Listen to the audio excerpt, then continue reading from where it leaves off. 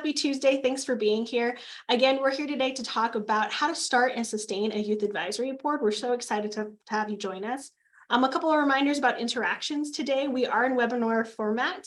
So unfortunately, you can't unmute yourself to ask any questions, but we really encourage you to please, if you have any questions, kind of broad overall questions, put them in the Q&A and we'll be monitoring that throughout. We do have a little bit of time towards the end of presentation today to hopefully get that fitted in.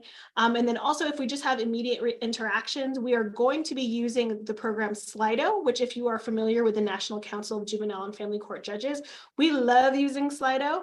But if you're not a fan of Slido and you would prefer just to type into the chat, that's perfect as well. So thanks for everybody saying good afternoon. We're so excited for you to be here today. Again, as we always start most of our presentations, just a reminder of our OJJDP disclaimer. This presentation is supported by this very long grant number that I'm not going to read, but a reminder that points of view or opinions expressed in this presentation are those of the presenters and do not necessarily represent the official position or policies of OJJDP or the U.S. Department of Justice. And so starting off with a little bit of introductions, my name is MJ Ubando. I am a site manager here at the National Council of Juvenile and Family Court Judges. I am approaching my first year here at the council. It'll be a year in June, which is crazy because time flies by. But before that, I was working mostly in education for about 10 years. For about 9 years, I was a high school English teacher in the areas of Reno, Nevada, my hometown, where we're also based for the National Council. I also spent a year as an interventionist specialist, which basically meant that I spent a lot of time connecting youth to resources. Amongst that also, I spent a lot of time creating programs for youth, sometimes voluntary, sometimes because my kids asked for them. So I have a lot of experience trying to coordinate a bunch of teenagers together to accomplish a goal, which made me really excited to talk about youth advisory boards and why I'm so passionate about speaking about it today. Alongside me is Kate Kerrigan. I'll have her introduce herself. Thanks, MJ. Hi, everyone. It's good to be with you virtually. I'm Kate Kerrigan. I work currently with Washington County's Juvenile Services Department. We do community supervision for youth outside of the Portland area. We're southwest of Portland here in Oregon. And my background, I've been here for a couple of years. It's been an odd time starting in this department during the pandemic, but have been really excited to support the work here. I do a lot of data evaluation, research support. I'm the go-to person in our department. And before coming here, I was working in a neighboring county doing adult and community supervision research, data analysis, and working to finish my PhD in community psychology that I got from Portland State University right before the pandemic started. So I have a background in research on violence intervention and prevention. I worked as a victim advocate, so I have some on-the-ground work supporting clients that way. But I think the community psychology background is what especially drew me to understanding the need to work in community engaged ways, to bring that into data and evaluation and in how we structure decision-making and program development in departments. So I'm excited to talk about what we're doing so far. Thanks, Kate. And so we'll be bouncing back and forth to kind of discuss today's presentation, but Kate is actually working to build a youth advisory board in Washington County, so I'm really excited for her to talk about her experience there. So we're going to start off with a Slido because we do like to be interactive, and if we're talking about engagement, we want you to be engaged. So if you've never used Slido before, a reminder that you can scan that QR code and then just go ahead and start typing, or I will drop the link. You could go to slido.com and type in that code 5517512. But what we'd like you to start off with is just answering this question as honestly as you can. What words come to mind when you think of youth? So again, and just scan the QR code or start typing right in there. If you don't like Slido and you want to just type into the chat, perfectly fine as well. Fun, yeah, I think they're fun. Minor, okay. Future, that's a good one. Potentials coming up a lot. Smart, I like that. Kate, you seeing any words that are kind of drawing you to what you think? I'm just looking in the chat. I love someone put in powerful, wise, transformative. Good word. That future orientation. Creative, resilient, impulsive. Yes, they are. They can be impulsive. Think about who you were when you were 13, 14, 15, 16, 17. I was definitely impulsive sometimes. Inspiring, undeveloped, sponge. That's a great one. I love that. Growth Curious. is a really good one. Yeah, we'll give a couple more coming in. Amateur, development. Yep. Sassy. I love sassy. Energetic. I said that in the chat. Nice. Powerful. Yeah. Rambunctious. Look at you. I was an English teacher, so I love language. Inquisitive. Fantastic. So we wanted to start off using this question. Oh, and then just a reminder, as you guys are typing in right now, use the chat to type in like quick responses, the Q&A, more so to ask kind of larger questions as they come up. But great list of words. And we wanted to start off with this because I think when we approach working with teenagers, and most of you do, if you're working with a JETC, there is a little bit of intimidation and the sense of just look at all this energy. And so why we want to push the idea of youth advisory boards is that it's just another form of engagement to take all of these things, the fact that they are the future, the fact that they have so much potential, that they're sassy, that they're resilient, that they're energetic, and to use that and direct it into ways that can benefit themselves, the community, and your organization. So love human. Yes, I think sometimes we forget that they are human. They can be very difficult, but yes.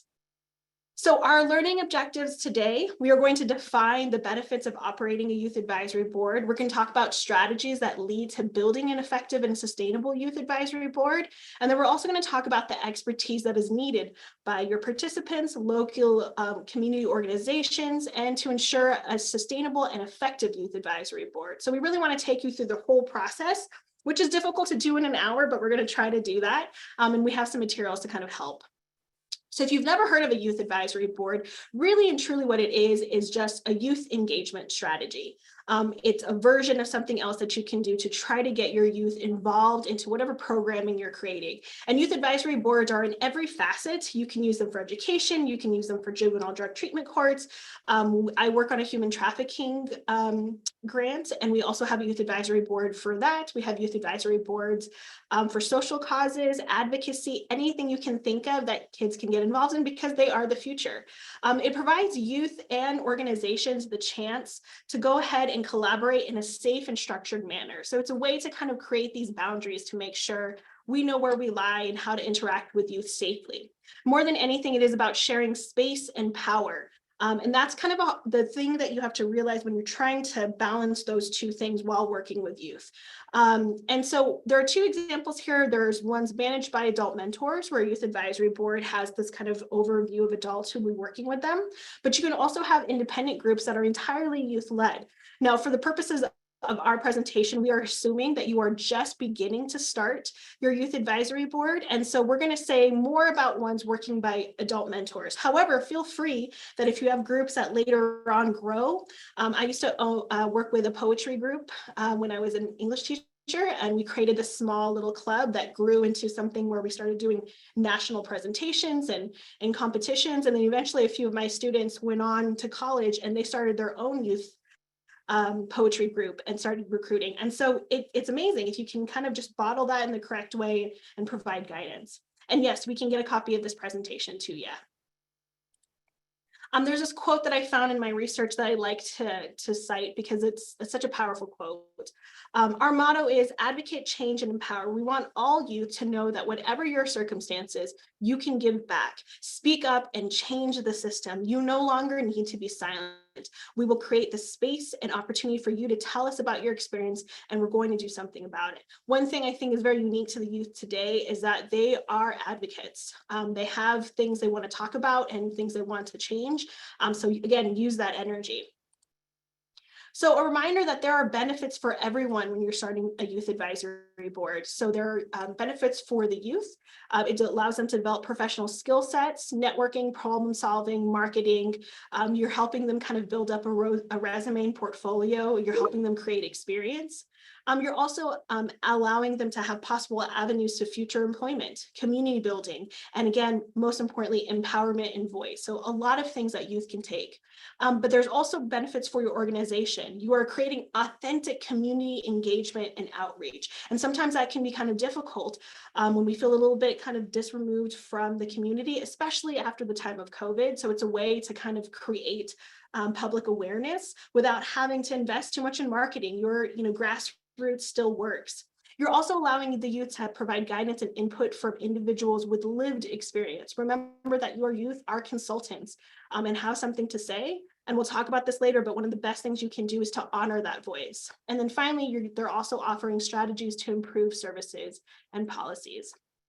Again, in doing my research, we found quite a few youth empowerment or youth advisory boards across the country. I wanted to find ones that were very specific to working with youth with SUDs or OUDs. And so here are a few examples. I'm not going to read through them because we want to make sure that we have time for the presentation, but just a couple of highlights on things that they're doing that are very unique and cool to their youth advisory board.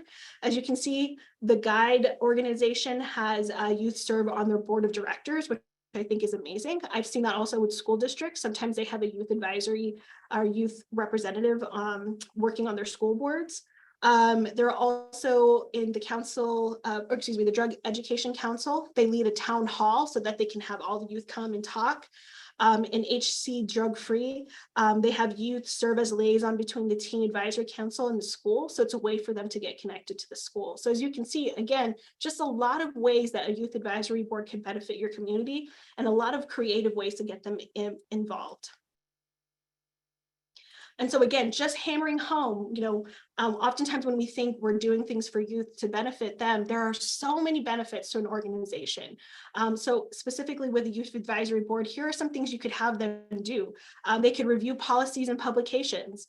We actually had a publication for a Youth Advisory Board toolkit that I did for another grant, and our Youth Advisory Board committee completely tore it apart. They told us what they liked, what they disliked, what they wanted changed. They are honest people. They could do program development. They can do listening sessions. Again, they can help with recruitment or hiring. They can provide community engagement. That's a huge one if you're trying to connect to other youth, but even adults in your community. They can develop marketing material. Again, for the same youth advisory board that I worked with for a human trafficking grant, they actually created a PSA to inform their community about the dangers of human trafficking. And it was really powerful. They wrote the script, did it all themselves. And then finally, and what most importantly, what I want you to take away is that you're creating meaningful relationships. I've had so many students, so many youth that I've worked with who've come back, who've come and talked to me, who've become my colleagues, who've become my friends. You're really creating these amazing relationships with your youth. And so think again, just about all the benefits that a YAB can do for you. Now, it sounds great, right? But how do we build it? How do we create it? What do we start? So again, one more Slido. Actually, we have a few. Let's start off with this question. Why is it important to have youth voice and choice? And again, you can just type right into the chat, or you can scan that QR code or go to slido.com and just let us know what you think.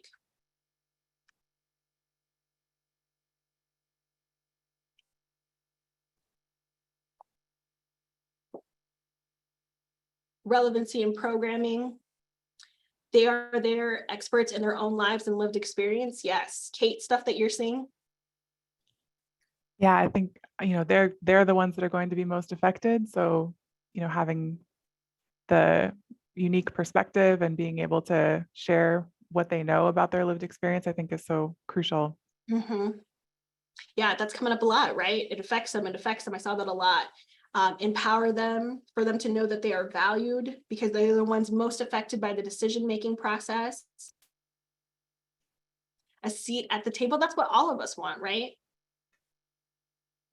I'm also seeing buy-in. I think multiple people are talking about, if you're sharing power, I think you're going to have more meaningful engagement and more motivation. Mm-hmm. We always use and it's a cliche because it's true, right? Cliches come from truth. They are the future. And we want to always talk about that when we talk about kids, but what does that mean? How do we engage them? And youth voice and choice is one of those things, by really allowing them to have input. Yeah, from the source, teaching them in their language and mindset. Yes, you already got it. It sounds like the person that wrote that already works with kids. I think all of you do, but yeah, there's definitely pros and cons, but there's a lot to be said if we involve them into the process. So moving forward, when we're talking about these things, when we're talking about youth and voice and choice, how do we do that in the structure of a youth advisory board? Well, our first recommendation is to develop a framework. For everything, you need to have a purpose and a guiding drive to understand why you are doing the thing that you are doing. The same with the youth advisory board. So even before you start, getting kids involved, when you start kind of doing applications or recruiting kids, sit down with those involved and ask yourself, why is youth voice so important in this aspect of our youth advisory board? And so I would first determine the purpose, discussing with all your stakeholders, craft a mission statement so that you kind of go again with a marketing focus and you know exactly what are they going to do. Define the youth roles, goals, and compensation. That's so important. We'll talk about that a lot towards the later part of this presentation. Craft a timeline. How long are the youth going to be working with you? How much funding do you have to work with the youth? Are you going to be doing it for a year, 2 years, 3 years? Is it going to be an ongoing process? And then again, most importantly, find a central location, and that can be multiple places. My biggest recommendation is to find a place where the youth feel most comfortable, and that generally can be a school, but obviously sometimes there are issues surrounding that. You could also think about kind of local libraries, local community organizations, places where the youth feel comfortable. I wouldn't always suggest doing a court unless the youth already feel very comfortable in that setting and it's appropriate, but you want to create a place where they feel safe and comfortable. And again, please ask questions in the Q&A if you have any questions. We'll get through those throughout. And Kate, if you see anything, please let me know. When you're thinking of this framework, ask yourself, if you're like, oh, this is so much, I'm not quite sure, these questions. Why do you need youth input? Why is it so important to have it, particularly for this purpose? How will you respect their contributions? And most importantly, how will you act on their suggestions? It's really good to ask youth for their assistance, but it does not matter if you don't honor their suggestions. A suggestion would be to include a young person when you're conceptualizing your framework, right? They don't necessarily have to be part of the youth advisory board, but just ask for their input. What do you think about this? Here are some situations that we're considering, and then create maybe kind of a handbook before you start looking out for youth. So once you have your framework, what do you need to do next? Well, you need to know the players. And this continues with the framework suggestion, right? You want to know who will this affect and who do you want to reach? So think about your target population. What are your age ranges? What kind of lived experience do you want? What kind of skills do they need? And this could be, maybe you need somebody that has have a little bit more public speaking skills. Maybe you want them to have organization skills. Reading levels are really important. And that isn't to say that blanketly everybody in the organization or the youth advisory board has to have those things, but you want to consider what can we bring to make sure that we have a variety of skills to make this successful. And again, diversity in every aspect, in the age range, in demographics, in your community, to make sure it's a reflection of the work that you're doing. You also want to think about group size. How many kids do you want to have? Consider your project goals, but then also your compensation limits, really thinking about how much money do you have and how much can you pay the youth to be involved in this process. And then from there, again, we're talking about starting one that has youth leaders. Who are some adult leaders? What kind of training do they need to have? What kind of background, what kind of experience to make sure that they can work successfully with this youth? Once you understand who you want and how you want to work with them, consider how to get them to the table. My biggest recommendation would be to start an application. You want the youth advisory board to feel like a professional, engaging environment. While you want it to be fun, you want kids to come to the table knowing that they have expectations. And the best way to do that off the bat is to create an application. Now, remember that youth has a lot of skills. They have a lot of ways to demonstrate those skills. And so get creative in the application. If you want to do a paper version, fantastic. Maybe also give them the options of doing some kind of video resume, giving them the options of doing more of one-on-one. For those youth that might not have the best writing skills, but if the writing is not super important to the youth advisory board, then honor those other skills. Professional references. Cover all marketing mediums. Make sure that you have social media, flyers, word of mouth. We want to always believe that youth always like to do social media, and that's true to an extent, but they still like that paper. They still like the grassroots connection, especially after the pandemic when a lot of them were spent kind of isolated from each other. Use youth-friendly language. It's so important for them to feel like they can be part of the conversation. And then also think about other community partners when you're reaching out, school partnerships, but also YMCAs, Boys and Girls Clubs, any other organizations that you think could be a connection to that youth. Food, it works. I'm just saying it does, right? It's a great incentives for youth. A lot of you guys that do your juvenile drug treatment courts and know that you give away those potato chips, the Takis, the hot Cheetos. Yes, they like eating. I, again, was starting a poetry organization. First meeting, I can get any kids to come. The minute I said free pizza, they all showed up, right?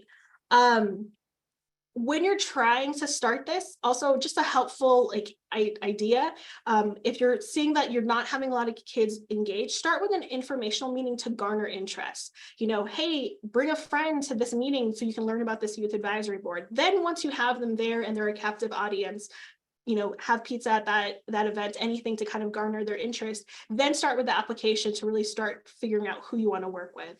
Kate, any comments on this particular slide? Sorry to throw it at you. No, you're fine. I think, yeah, no, I love all the recommendations you're sharing. There was a question that someone put in the chat about if you have any sample applications or sample materials that might be able to be shared. Yeah, so we're actually working with an organization, a couple organizations right now that are starting youth advisory boards. So we'll go ahead and reach out and see if they have any applications and we can send those out. But great question. Okay, so once you have the youth there, we want to remind you that you want to keep it real, and we'll talk a little bit more about that. But we're going to start off with a game. And our game is called Are You Younger Than a Young Person quiz. So again, this is going to be a Slido thing. We're going to ask you a series of 4 questions. If you know Jessica Pierce, who is often one's leading the Tune In Tuesdays, she's also a senior site manager here at the National Council. Her 17-year-old daughter helped me with some of these questions because I was never cool. I wasn't cool when I was a teenager. So I wanted to find out what cool people think right now. So we're going to start off with a quick question. Go ahead and start to get the quiz. I'll hit start soon, but we're going to again start off with 4 questions. They're very quick. All right. Who is this?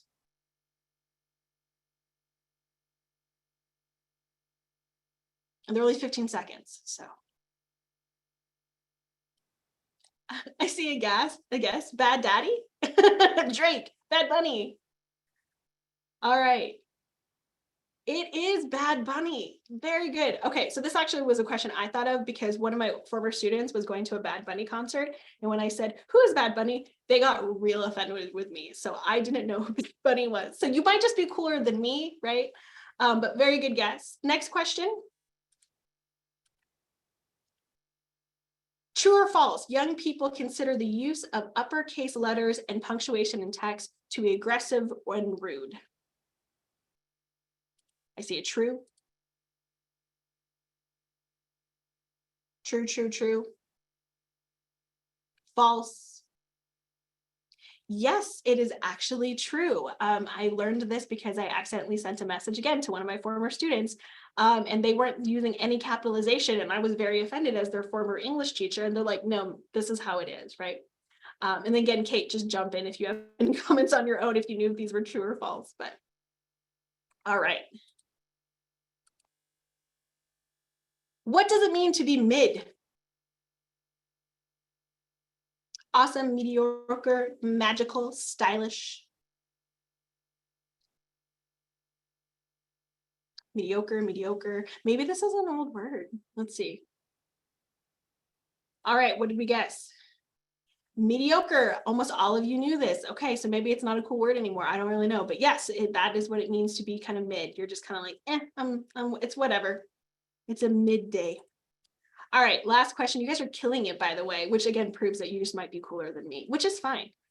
I'm very proud of you. True or false? Young people don't use emojis in a text anymore.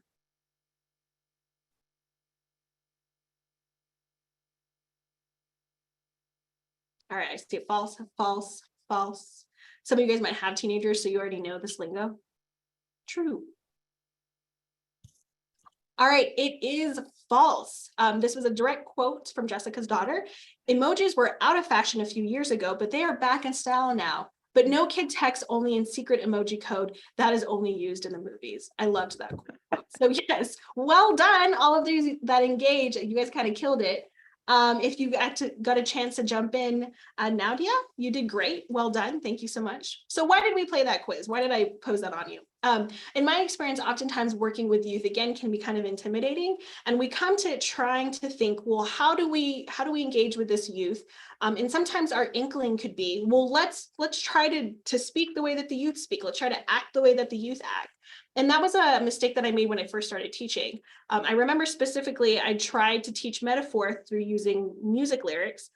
And when I did that, I picked out songs that I thought were quote unquote cool. And at the time they were not. And my kids were very quick to tell me. I learned kind of quickly that the best way to approach youth was to be authentic. And by being authentic, I needed them to be authentic and I needed to be my authentic self.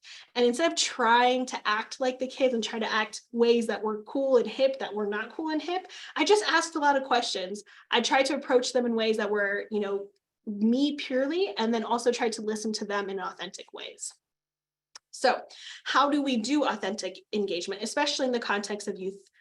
So there is this, you can look this up on Google, but there are different ladders of youth engagement. So you can call them youth engagement ladders, and there's multiple versions of this. This one we stole is actually a combination from two researchers, Nowicki and Hart and Adam Fletcher. And so we can kind of see as the scale goes up, we start off with non-engagement to true engagement.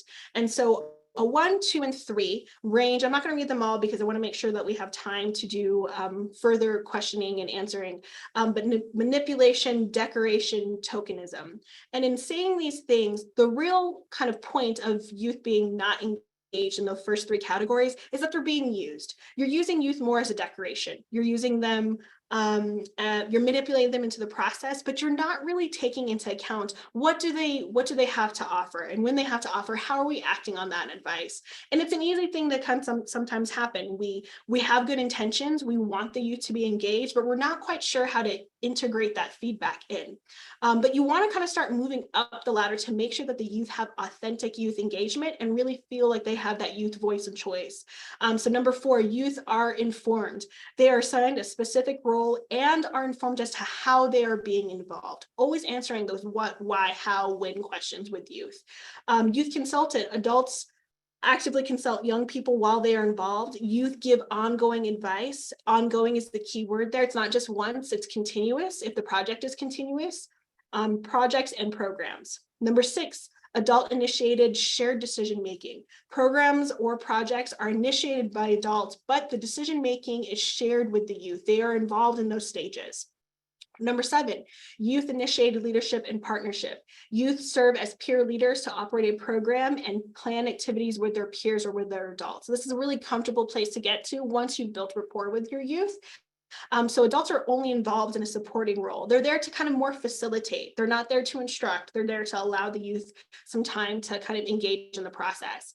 And then finally, organizing and governing. And this is really when the youth take full control. They're able to go ahead and do the program and strategic decisions, organized structure. They're a part of the shared decision-making process and have the opportunity for you to learn from life experience and the expertise of adults. Now, I want to say, to be clear, if you are at a 1 or 2 or 3, this isn't to say, oh my God, you're a terrible person. How could you be working with the youth? No, we all start in different versions of this. When I would start a school year, there was no way that I could have the youth govern and organize a program because I didn't know who they were yet. They didn't know who I was. I didn't know their strengths. I didn't know their weaknesses. And so you can go through different versions of the ladder. Some things might be more youth informed. Some things might be organizing and governing. The biggest question though is if you are asking yourself, what am I doing to honor the youth voice and choice? Kate, anything to add to this slide? There's a lot of talking on my part. No, you're good. I think, yeah, I would just echo all of that. I think it's easy to, I mean, when we see kind of a hierarchy like this, I think we always want to strive to be kind of at the top or like at, the most engaged, I think the most youth driven. And what we're learning in trying to develop this is that I think the most important thing is just to be really honest with yourself as an organization about where you're at and what is going to be possible for the capacity that you have right now, and then be able to be transparent about whatever you're able to offer to youth in that moment, so that you're not promising, a youth initiated project or a youth governed project that you're not going to be able to carry out with them. For Kind sure. of a bait and switch. Yeah, I loved that piece of being honest. Again, that's going back to authenticity. And I also just want to comment, we see the questions coming in the Q&A. Please keep them coming. I don't want you to think that we're ignoring them. We are going to get them towards the end of the presentation though. So please continue asking those questions. Here are some examples of engagement strategies. They were from the National After School Association and also from YouthGov. Again, I'm not going to read all of them. We'll send out this PowerPoint presentation if you're interested. But again, instill the skills to make learning meaningful. Kate, anything here that you would want to point out that you think is important? I'm just like skimming down the list and engagement strategies. I think recognizing that this is going to be an ongoing process where, once you convene the group and you start running this, that's a huge first hurdle. And then you also want to make sure that there's supports in place to help develop their skills as they engage in this work too. So it's a two-way street in that way. And I'm sorry, my light keeps turning on and off. So I'm going to be dealing with that. Yeah, and again, just youth engagement that is authentic, develop advancing skills. I liked the 8 successful youth engagement processes because I think they're a little bit more specific. You can do youth councils, serving on boards, youth leadership programs, youth advocacy, youth service. Just again, I've always found that even youth that feel really disengaged, youth that I felt like, oh, they're not going to be, when they were assigned a role, when they were assigned an opportunity to get involved, they rose. Even if they weren't the best students, even if they weren't the most like strategic, they feel encouraged to do that. So, consider those things and those engagement strategies. Also think about your engagement strategies, even if you're not doing a youth advisory board, with just running a general JDTC. These same principles can apply. Is if you want your youth to feel engaged in the process, have them review your phase structures, have them review your incentives and sanctions list, have them review your policies, let them be part of that conversation. One of the biggest things about doing a youth advisory board is building rapport, and that's really just working with youth in general. And so here are some, building rapport can be really intimidating because you need time to connect with youth, but here are some structures that are important. You want to create and maintain an environment of progress. Youth will get disengaged if they don't feel like there's momentum. It's really quick for them to be like, well, I got other things to do. Do trauma-informed practices, especially if you're working with youth with lived experiences that are, traumatic. Encourage openness, maintain boundaries and professionalism. Remember, as much as you want to engage with that youth, and while it can be fun, you are the adult in the room, and you still have to maintain being the adult in the room. As we learned, they are sometimes spontaneous, sometimes they are very honest. And so if something's conflict encourages, you need to be the one that kind of stamps that out. Again, share power, and that goes back to those levels of engagement. Balance facilitation and instruction. Give them scaffolds, things to support them, but allow them to kind of go off and do their own thing. Allow them to make mistakes as long as you're there to kind of support the process and teach them moments of growth, right? And then maintain accountability to them, to your organization, to each other. Most importantly, if you're going to listen, you have to act. You can't just be asking for advice and then not doing anything with that advice that you're getting. And if you don't know, ask, right? If you don't have ideas, go ahead and do youth voice and choice. Ask them what they want and what they need. Here are some benefits for youth. I saw a question, would you recommend providing a stipend to youth on YBs? Yes. Do not start a youth advisory board. This is our biggest suggestion, unless you have money to do so. They need to be paid as consultants. There are multiple ways to pay them. You can use gift cards. You can think about some of the struggles. Some of them might not have bank accounts and don't have the ability to just be sent money. So you can think of things to be creative. So again, compensation can happen in thinking about minimum wage, stipends, intellectual property. If they create publications for you, how are you going to pay them? Reimbursement. You want to reduce, again, barriers. Transportation can be an issue. Daycare sometimes can be an issue. So what are ways to assist them in that way? And then you can do part-time and full-time positions. This will be very individual to each organization. And again, it's something that you need to think about when you start building that framework. And then again, ask the youth, but again, look at your local minimum wage prices that would take, but you need to create them as consultants. Youth ownership is in a way to do youth benefits. Let them lead meetings, organize events, peer-to-peer collaboration, offer them training so that you're building those skill sets. And then again, professional development, skill building, network, exposure to expert leaders, allow them to be career pathways, volunteer to be their references, give them opportunities to take this and run with it, right? Okay, as we transition, that's a lot. We talked about building a framework, making sure you're keeping it real, making sure that you know who is at the table. But I really wanted to give you some lived experience from someone who's actually doing the work currently. So we are going to do a brief interview with Kate and talk about what is she doing to build her current youth advisory board. So, and some of the questions that you guys are answering in the Q&A might be answered in this interview. So Kate, first off, why did you and your JDTs decide to start a youth advisory board?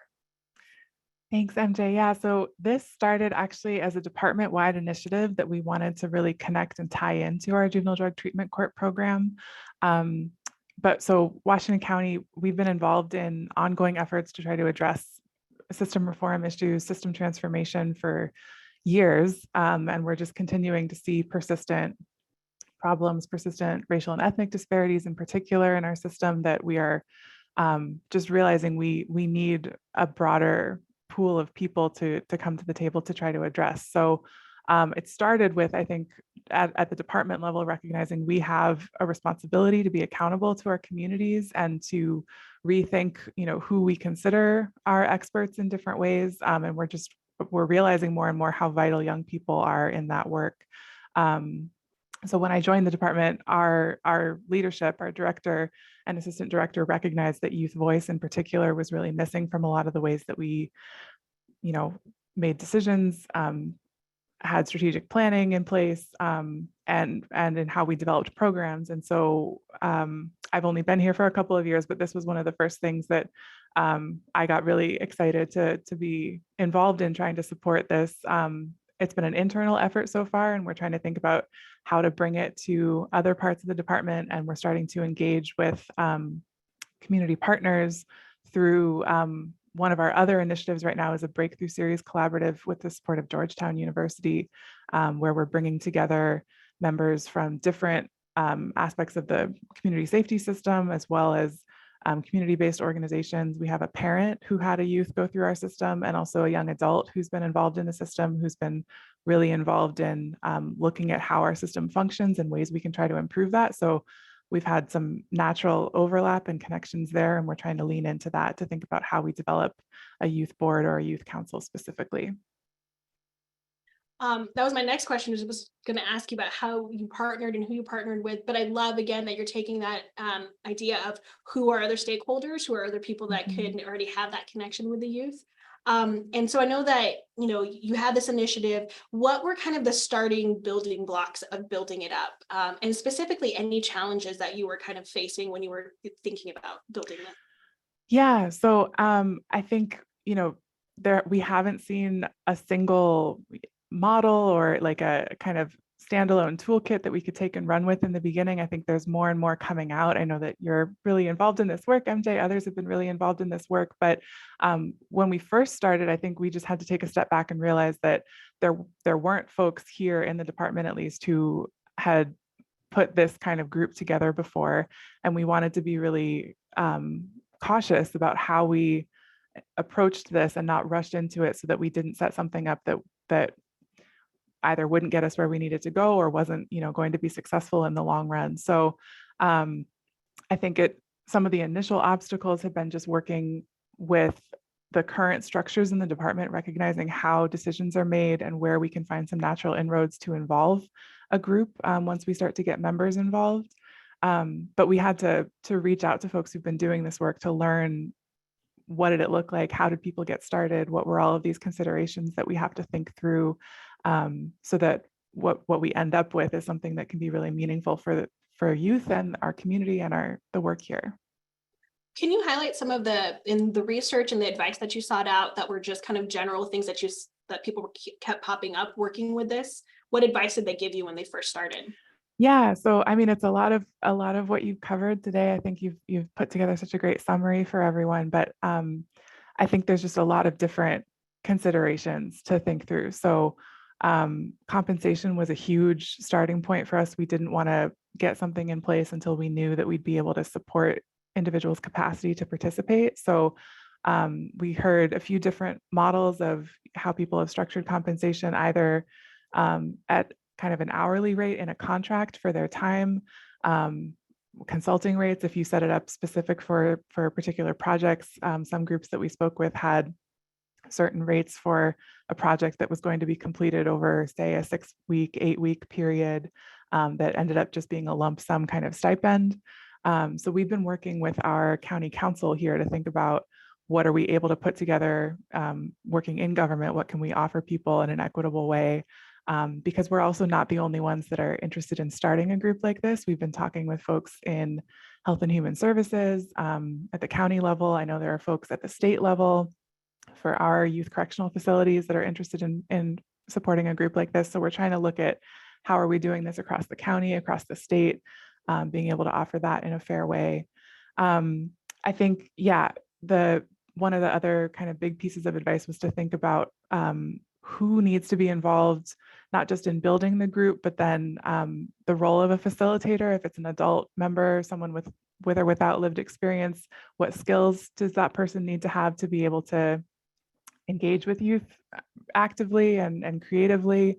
That seems to be a really critical role. So we're also trying to think about not just what support do we need for youth members, but what kind of permanent position, or how can we work to contract with someone who could facilitate that group so that they're connected to the department, but not necessarily a county employee. We're thinking through that process right now, if that the kind of the benefits and disadvantages of that. We got some questions in the chat that I think are appropriate Yeah. to this discussion that you had about compensation. Mhm. Regarding compensation, in most agencies, consultants are treated as independent contractors and paid as such, which results in a tax rate that is very high and could put the youth or their caregivers in tax situation that is difficult to navigate. That's a great point. Can you Mhm. define more what you mean by being a consultant? Yeah, so I was using that term more in just the nature of the work that they do, and not necessarily that kind of position description. So that's a great consideration to pause and think about what are going to be the impacts on folks with whatever structure you put in place. I think we're leaning more towards more of a kind of contract that would be at a certain hourly rate that hopefully wouldn't have those same ramifications. But yeah, I think it's definitely an issue to pause and consider. And I really like that people are already thinking about barriers, again, because it's such a Mhm. different situation. So I know that there's a lot of questions coming up about compensation, and I wish we could give you like specific advice, but it's very individualistic to what's going on in your county, what's going on at your local level, and what's going on with the money that you have to pay the youth. What should individuals keep in mind when they're working with youth, specifically with SUDs or OUDs backgrounds? Yeah, so one, I wanted to take a step back with this question. We've been trying to think about kind of eligibility criteria broadly, as well as specifically for this population. And one consideration that I think we have landed on is that most likely we're going to only be able to start with youth who are 18 and over, who are not able to come back into our system. We've been trying to think about what it would mean to navigate if someone was on supervision, and how we would what would that mean for information sharing or any ramifications on how their case was processed through our department. So I know I've seen examples of how that's worked in other places. I don't want to discourage people from thinking through that, but for now, that's kind of where we've landed. And so thinking about young adults with these needs, I think we want to think about what kind of supports need to be in place for them to be able to meaningfully participate. So knowing that this work is probably going to bring up aspects of whatever they've done in their lives that have gotten them to a point where they were engaged in the system, and have this feedback now to offer about what we need to do to improve things here. I think we want to make sure we have referrals on hand if anything comes up in a particular meeting, have supports in place if there's crisis intervention needed. We've thought about, with some, like I'm thinking about peer mentorship, that some organizations have maybe sobriety requirements before someone's eligible to engage in a certain role. So we haven't made any decisions about that. It's definitely something we'll have to think through, but also, we want to be able to reach people that have had a wide range of experiences in our system. And so some of the most, if there are folks who have gone through supervision and been successful, of course, we want to know, what was it that allowed them to be successful in that program. But folks that don't necessarily successfully complete, but were engaged in different ways, I think, we also want to reach them. We want to reach the people that are struggling with different needs. And so I think it's a big question. I don't think there's an easy answer to that. To me, the most important thing is to make sure that people can be safe in what they're doing and how they're participating, and that we have the supports needed as people engage in the work, but not limiting, the range of perspectives and experiences that we can reach with this kind of group as well. I would also add to Kate's comment too, and I love coming at anybody, even if you don't want always like the model kids, right? Because you want kids to talk truly about what their experiences are like. But I wouldn't suggest working with any youth that are currently in crisis, any kids that that might be. You want to find youth that are a little bit going or a little bit more progressed, a little bit more stable, just so that you're not creating a situation where they could harm and create other issues for other youth who are currently on the board. But Yeah. and Kate, can you talk a little bit about currently, like, where are you guys at with the youth advisory board? What have you already developed? What are you in the process of further developing? Yeah, absolutely. So we reached out to groups across the country to try to learn, like I said, about how did these groups get started? What kind of materials do they have? I know I've seen questions in the chat about example mission statements or example applications. I can also follow up with folks and see if there's anything that I can share on behalf of other organizations. But we did basically informational interviews, a lot of kind of background research to see what options are there, how are different ways we could approach this. And then once this additional initiative got underway in fall 2021, as the Breakthrough Series Collaborative Group has started to work on different kind of small scale system change efforts, the Youth Advisory Group was one primary focus that the young adult in that group wanted to focus on. And we've been partnering with him to think about, we've had a few, basically we're still in the planning phase of deciding what kind of initial scope, how many members, how would we reach folks. The group hasn't formed yet, but we've been trying to take that in a really slow way, to have youth and young adults involved in those initial development decisions, even so that as we set the scope and as we determine what's going to be possible for that group, we're not, again, kind of ruling out possibilities that would prevent kids from meaningfully engaging in it. So we're still planning, we're still trying to find initial members. We have a lot of examples, and what we're thinking is to start fairly small, with the goal of working up to maybe 12 to 15, I think would be the maximum size that we're thinking right now of folks that could serve for maybe a year minimum on that kind of board. But to have things like the mission statement, to have application materials be viewed and vetted by potential members as we get started with that process. And Kate, you talked a little bit about finding the appropriate people in the roles of those who are going to work with the Youth Advisory Board. And a question that I just thought of that I think is an important question to ask. We know that a lot of JDTCs right now are just overrun. There's so much going on. There's a lot of work.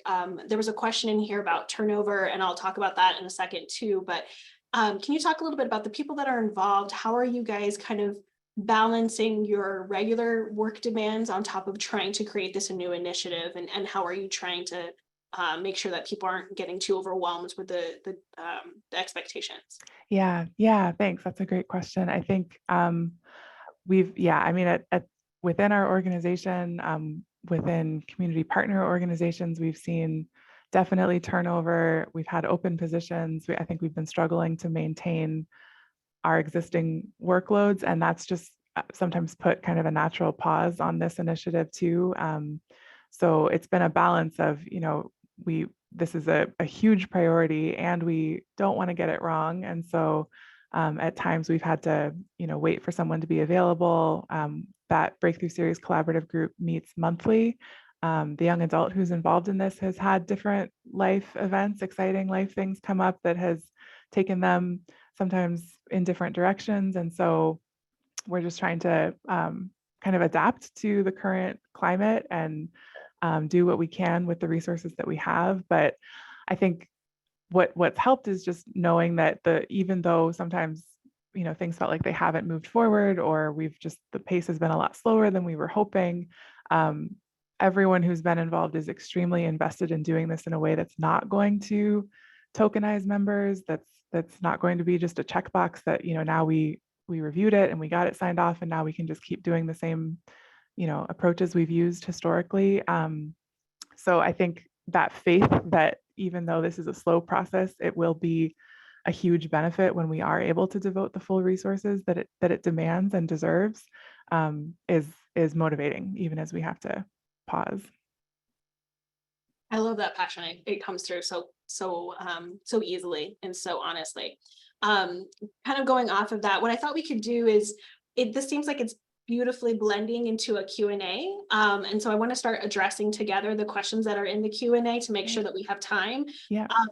There was a question in the chat that was asking about the best way to maintain levels through turnover. I think Kate answered that beautifully. My other suggestion too is, you want a wide bench, a long bench, is that the terminology? But at the same time, once you have whoever's going to be working with the youth, you want to try so that they have a chance to build rapport, to make it consistently the same person. But I would say maybe two people, just in case one person decides to leave, or, which is happening everywhere in every profession right now, that you have another person to fall back on. But especially with youth that might, depending on the background, with their lived experiences, traumatic experiences, you want to make sure that you don't have youth that are going to keep having this rotation of new people, because it's really hard to build trust in that sense. So that's that question. Yeah. Can I add, I just had one more thought. I think transition planning can be something that you start anticipating fairly early on in the process. So as you're working to think about what kind of training or skills building, skills development needs to be in place for members as they engage in the program, also thinking about, what's the expectation for membership? How do we support people who've been engaged and then need to move on to other exciting things in their work and their life? So I think the earlier you can start to think about that and plan for that, the better able you are to anticipate recruitment needs. And also some of the groups that we spoke with were very intentional in how they structured recruitment, so that say if there was a year commitment or a 2-year commitment, whatever your expectations are for members in the group, you could kind of stagger it so that you have one incoming cohort that's coming on for a 2-year commitment, and then 1 year into that, you bring on another cohort, so that you also can have some of that information and learning passed on from more seasoned members to newer members who then become more seasoned, and so on. So smart to think about sustainability, right? Especially in this climate, and continuing that. So I'm just going to start going through these questions, and hopefully we don't run over time, but if we do, we will try to answer them in emails or other ways. So we had a question: based upon your experience, what are some good roles for the youth? And then I'm also going to add that to a question where someone asked, what if their ideal will cost too much money, or you already know reasons that it is not the best option? When I was an educator, one of my mentors used this term, the illusion of choice. And I don't love it, because the illusion makes it seem like you're trying to be manipulative, but it's the idea that youth come with a lot of energy, but because they don't have a lot of life experience, they come with so many ideas. And they're not good yet at kind of dwindling those down. And so oftentimes one way that you could do that is kind of give them options that that are structured, that are maintainable, that are things that you've already dedicated the Youth Advisory Board for, and then give them choice that way. And that isn't to use them in the process. It's allowing them to still have youth voice, but you have the experience of knowing what is capable in that moment and what's achievable. Again, they come in with a lot of energy, and you don't want to temper that, but you want to make sure that you don't set them up for something that they can achieve and it makes them fail and it's unrealistic, and then they're less engaged in the process. And again, going back to the slide, have them review documents, have them create, a big one that I saw a lot with youth advisory boards that I was researching was, peer engagement. Get them out to the community, have them create town halls, open events, things where they can talk and discuss and be seen by other youth that you're trying to reach. Anything to add to that question, Kate? Yeah, I was just thinking specifically for our juvenile drug treatment court, we're really interested in getting more feedback about how to individually serve the needs of all the the various youth that come through that program. So getting feedback from the board on what's motivating, what kind of incentives, in addition to the, we want to get that feedback from direct clients, of course, too, but thinking big picture about how we structure our incentives, how we structure different aspects of the program. We're excited to have that resource to draw on in the future. We had a question about examples of mission statements. Kate, you said you have some examples. I know I have some for other ones. We'll pull those and send those out to everybody that's here. It might take a couple of days to pull those all together, but we'll send those out for sure. Thank you for asking great questions. What are other ways to pay youth besides gift cards? I would not be against things like Venmo or Cash App or other ways that are easy for the youth to kind of be accessible. Kate, do you have any other ideas on that? We haven't gotten to that point of thinking about specifically how, how funds would be distributed. It just made me think about other kinds of supports that you mentioned earlier too, just to emphasize that, childcare, transportation, like other material supports, I think can be a really huge, important part of how youth are compensated as well, on top of whatever they're earning monetarily. And I would also, again, I'm not avoiding that question, but I hesitate because again, I think it's such a local question dependent on where your funding stream is coming from and what can it be used for appropriately. So my other advice would be to reach out to other organizations. That's my biggest advice in general, is just to talk to other organizations that are working with youth, that are doing similar work, and see what they're doing to compensate. Most of the organizations I've partnered with, they generally do compensation in the form of transportation compensation. They also do the gift cards is very popular just because it's an easy way to kind of give that accessibility. We've also heard of other organizations that have literally created part-time positions. That gets a little sticky because of the tax bracket stuff and all of those things. So again, it's very specific to your organization, to your local community. So just reach out to organizations that are doing that work. What are your concerns about intellectual property? Any thoughts on that? I think I don't have immediate thoughts. I think it's a really good question. It's something we'd have to pause and think about. Yeah, I was feeling the same way. Sorry. No, go ahead. In my experience, generally, I think if it's created and funded and organized ahead of time, then I think you can maintain it. But again, it's very specific. I apologize. We can spend some time reaching out to some of the resources that we have to see. Yeah, it also just makes me think about the kind of initial agreements that you have with folks who engage. So I think that would be something that you probably need to have some initial planning in place to think about what you're hoping to put in place with that. But then that's something that members would sign on to, and there would be some explicit acknowledgement of however that would be handled in your local area. And I saw someone on here that said, I can share how I can do it. Another thing we can do is, hopefully all of you guys are involved in Juvenile Drug Treatment Court, the listserv.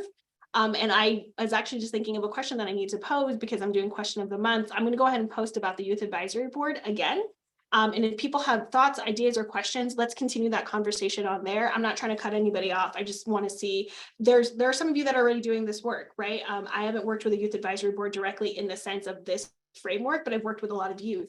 And so if we can share those resources, that's fantastic. How can you get on the listserv? Yes, if you'd like, I'm going to drop in my email. And then I will share instructions on how to do that. And you're welcome just to come out, but there's a lot of good resources. Why am I forgetting my email? That's As you put that in, MJ, there's one more question that I saw about reaching out to youth that are no longer in the system, 18 and over. And I just had a quick thought that I wanted to share as we wrap up, that we've also thought about recruitment in terms of the range of community partners that we have and relationships that we have with folks in schools, in community-based organizations, community colleges, just the range of groups that you partner with in your work wherever you're located. So also thinking about, how can we reach out to folks who can refer people that we may not have worked with recently enough, or don't, for whatever reason, don't still have contact info. We have past clients that I think we could also reach out to directly, but there can be a range of people to draw on in trying to find referrals as well. We have about a minute left and I don't want to go over because I want to respect everybody's time. So a couple of things I want to share with you. Really quick, this is the Youth Advisory Board Technical Assistance Bulletin that I helped write with IIR and the Opioid Affected Youth Initiative alongside OJJDP. All the advice that I gave today, all the comments we've mentioned is available here too. We just dropped the link to it so you can go ahead and download it. You can also scan this QR code. And then last but not least, we love putting on these Tune In Tuesdays presentations. We want to make sure though that we're honoring them the best way possible. So please take a moment. Malika just dropped our webinar evaluation. If you could just take a chance to go ahead and go through that. I see the question in there to send the one with the mission statement that addresses human trafficking. Yes, I will reach out to that organization and talk to them. Kate, any kind of final thoughts in this last minute that we have left? I want to make sure I can share my contact info maybe through you, MJ, as well. If folks have other questions, I'm happy to connect about this offline. I really appreciate all of your time. Yeah, Kate, can you drop in your email into the chat really quick? Yeah. And again, please take this last couple minutes to just fill out our webinar. We hopefully answered most of your questions. If not, please don't hesitate to reach out so we can find the answers or continue answering them. We thank you so much for being here today. Please continue doing all the things that you're doing. Join the listserv. We'll talk about instructions on how to do that, and we'll get you the information as soon as we can. Thanks for coming out. Bye all. Have a wonderful day.